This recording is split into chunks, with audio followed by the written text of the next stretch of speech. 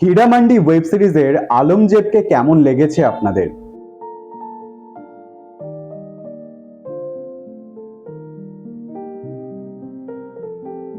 এই মুহূর্তে যারা হীরামান্ডি দেখে ফেলেছেন তাদের চর্চায় কিন্তু মল্লিকা জান, দিব্য জান, ফরিদানের পাশাপাশি আলমজেবের নামও উঠে আসছে।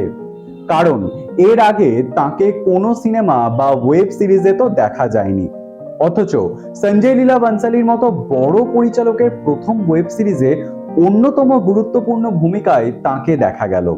কিন্তু কে এই আলমজেব ওরফে শারমিন? আর কি করেই বা দেখা যাবে আগে তাকে? অভিনয় জগতে হীরামান্ডি দিয়েই তো অভিষেক হলো শারমিনের।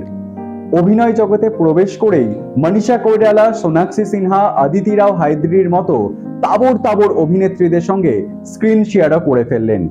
বি টাউনে নিজের জায়গা করতে কত অভিনেতা অভিনেত্রীদের বছরের পর বছর লেগে যাচ্ছে এবং লেগে গেছে, কিন্তু এত সহজে নবাগতা হয়ে শারমিন কিভাবে সুযোগ পেলেন এত বড় প্ল্যাটফর্মে?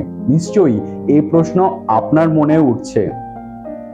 যদিও ইন্ডাস্ট্রিতে তার হাতে খড়ি অবশ্য ক্যামেরার পিছন থেকেই। শারমিনের মামা সঞ্জয় লীলা বানসালির ছবি রামলীলা এবং বাজিরাও মাস্তানির ইউনিটে সহকারী ছিলেন শারমিন, কিন্তু মনে মনে ততদিনে জেগে উঠেছে অভিনয়ের ইচ্ছা। নিজের ইচ্ছা চেপে রাখার চেষ্টা করলেও বাজিরাও মাস্তানির সেটে একবার ধরা পড়ে যান মামার কাছে। ব্যাস, কেল্লা ফতে। কয়েক বছরের মধ্যেই সুযোগ চলে আসলো মামার প্রথম ওয়েব সিরিজে। আলমজেবের চরিত্রে দেখা যায় শারমিনকে। এক লাজুক লাজুক তাকানি, মিষ্টি একটা হাসি। মনীষা কৈরালা ওরফে মল্লিকা জানের মেয়ে হয়েছেন তিনি এই সিরিজে। তবে সিরিজটি মুক্তি পেতেই ক্রমাগত সমালোচনার মুখে পড়তে হচ্ছে আলমজেব ওরফে শারমিনকে। বারবার স্বজন পোষণের অভিযোগ উঠছে বানশালির বিরুদ্ধে। পরিচালকের ভাগ্নি হওয়াতেই কি শারমিন সহজেই সুযোগ পেয়ে গেলেন? সম্প্রতি দ্য গ্রেট ইন্ডিয়ান কাপিল শোয়ে হীরামান্ডি আরো 5 অভিনেত্রীর সঙ্গে আসেন শারমিন। সেখানেও এই প্রশ্ন উঠে এলো শারমিনের সামনে।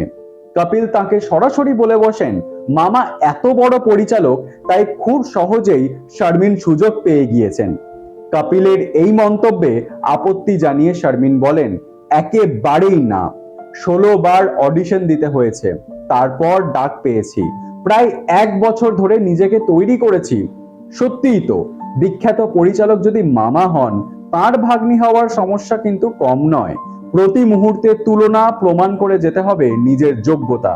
তবে শারমিনের এত বড় সুযোগ এত সহজে আসার নেপথ্যে স্বজন পোষণ নাকি যোগ্যতা, সেই নিয়ে আজকের ডেটে দাঁড়িয়ে চর্চা হওয়াটাই কি স্বাভাবিক নয়? কারণ বলিউডে স্বজন পোষণের ঘটনা বহুবার চর্চায় এসেছে। বহু বলি তারকার মুখে শোনা গিয়েছে নেপোটিজমের শিকার হওয়ার কাহিনী। যোগ্যতা থেকেও পিছনে পড়ে থাকার কাহিনীও আছে অনেকের। গুজব হলেও সুশান্ত সিং রাজপুতের করুণ পরিণতির নেপথ্যে কি বলিউডের নেপোটিজম ছিল না? সত্যি করেই আপনারা কি ভাবছেন? শারমিনের এই সিরিজে সুযোগ পাওয়া নিয়ে আপনার কি অভিমত? যোগ্যতা নাকি স্বজন পোষণ? কমেন্ট করে জানান আমাদের, এবং শারমিনের অভিনয় কেমন লেগেছে সেটাও আমাদেরকে জানান। শেয়ার করুন যাতে আপনি জানতে পারেন অন্যরা কি ভাবছেন এই প্রসঙ্গে। খুব শীঘ্রই দেখা হবে আবার আপনাদের সঙ্গে।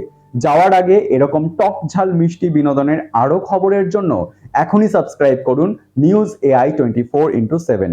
ভালো থাকবেন, সুস্থ থাকবেন।